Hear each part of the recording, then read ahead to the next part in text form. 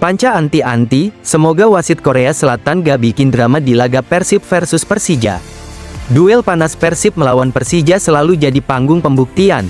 Kali ini sorotan justru mengarah pada kesiapan wasit agar laga besar ini berjalan adil dan tidak merugikan Persija. Komite Wasit PSSI menunjuk wasit asal Korea Selatan untuk memimpin pertandingan Persib Bandung menghadapi Persija Jakarta pada pekan ke-17 Super League 2025-2026. Keputusan ini dinilai tepat untuk menjaga kualitas laga. Wasit yang ditugaskan adalah Ko Hyung Jin, figur berpengalaman dengan lisensi FIFA sejak 2009. Rekam jejaknya menunjukkan ketegasan dan konsistensi dalam mengambil keputusan. Bagi Persija, penunjukan Ko Hyung Jin menjadi sinyal positif. Wasit asal Seoul itu sudah bertugas di Indonesia sejak musim 2024-2025 dan memahami karakter permainan Liga Nasional.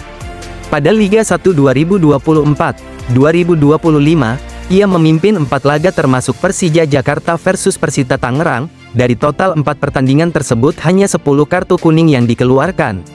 Catatan itu menguntungkan Persija, menunjukkan Ko Hyung Jin tidak mudah terpancing tensi dan cenderung membiarkan permainan berjalan selama masih dalam batas wajar.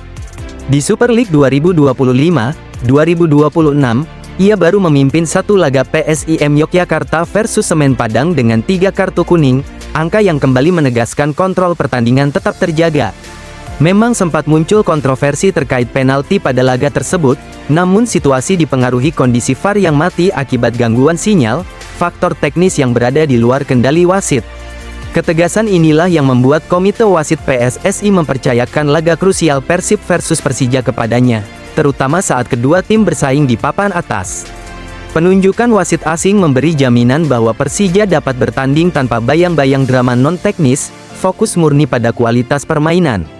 Sebelumnya Direktur Persija, Muhammad Prapanca, menekankan pentingnya integritas wasit jelang laga besar.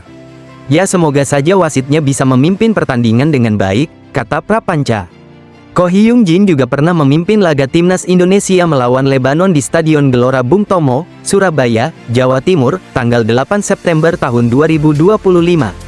Pertandingan itu berakhir 0-0 dengan 7 kartu kuning, sekali lagi menegaskan bahwa wasit tegas bukan sumber masalah, melainkan jaminan keadilan. Kondisi yang jelas menguntungkan Persija di laga panas ini.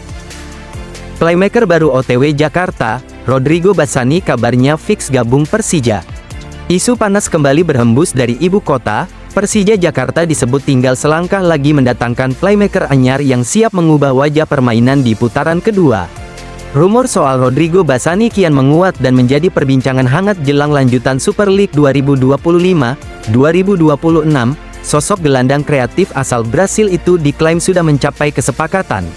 Menurut rumor bola.id, Persija Jakarta dilaporkan telah setuju untuk merekrut gelandang serang Rodrigo Bassani. Pengumuman resmi akan segera menyusul. Kabar ini langsung memantik antusiasme Jackmania. Bassani dinilai sebagai potongan puzzle yang selama ini dibutuhkan Persija untuk mengontrol ritme dan memecah kebuntuan. Bassani dikenal memiliki visi bermain tajam dan keberanian melepaskan tembakan jarak jauh. Karakter ini dianggap selaras dengan kebutuhan Persija yang ingin tampil lebih dominan. Masuknya nama Bassani juga menandai potensi perubahan komposisi pemain asing. Persija disebut bakal melepas 1 gelandang asing demi memberi ruang bagi wajah baru.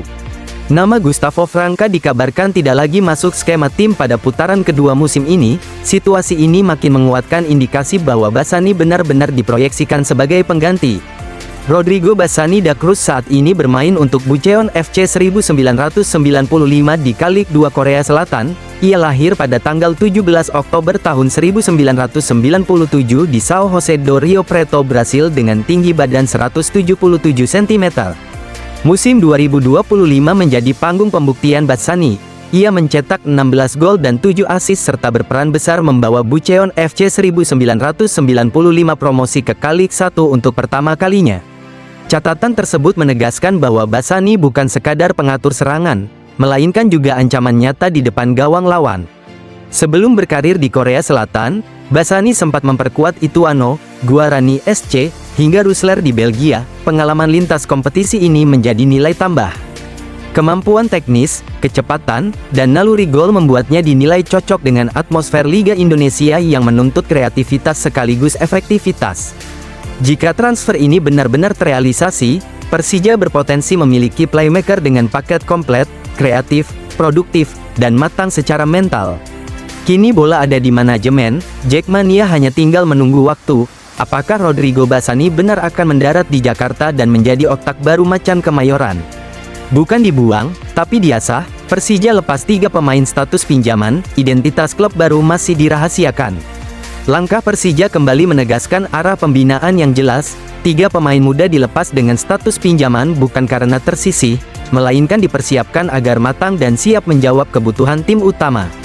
3 pemain yang dimaksud adalah Alfrianto Niko Saputro, Vigo Denis, dan Jehan Pahlevi. Ketiganya dinilai punya potensi tetapi membutuhkan menit bermain reguler. Mereka akan berada di klub lain dengan status pinjaman setidaknya sampai akhir musim. Persija berharap proses ini membuat Niko, Vigo, dan Jehan tumbuh lewat tekanan kompetisi nyata. Target utama peminjaman bukan sekadar tampil, tetapi membentuk mental bertanding dan konsistensi, 2 aspek yang seringkali tidak bisa diasah maksimal jika hanya duduk di bangku cadangan.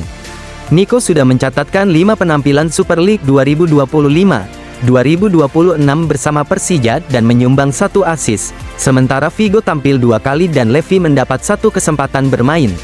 Persija melihat kontribusi tersebut sebagai fondasi awal, bukan hasil akhir. Klub ingin ketiganya kembali dengan pengalaman lebih keras dan pemahaman taktik yang lebih tajam. Masa peminjaman ini kami pandang sebagai bagian penting dari proses perkembangan mereka, bukan hanya soal menit bermain, tetapi juga tentang bagaimana menghadapi tekanan dan menjaga konsistensi. Kami ingin mereka kembali ke Persija dengan pengalaman yang lebih kaya dan mental yang lebih siap, ujar Direktur Olahraga Persija, Bambang Pamungkas di laman klub.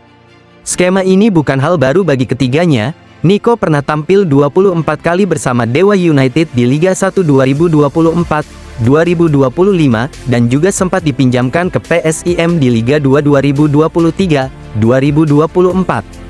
Vigo juga punya rekam jejak positif bersama PSIM Yogyakarta. Ia ikut membawa klub tersebut promosi ke Super League 2025-2026 dengan 8 penampilan kompetitif.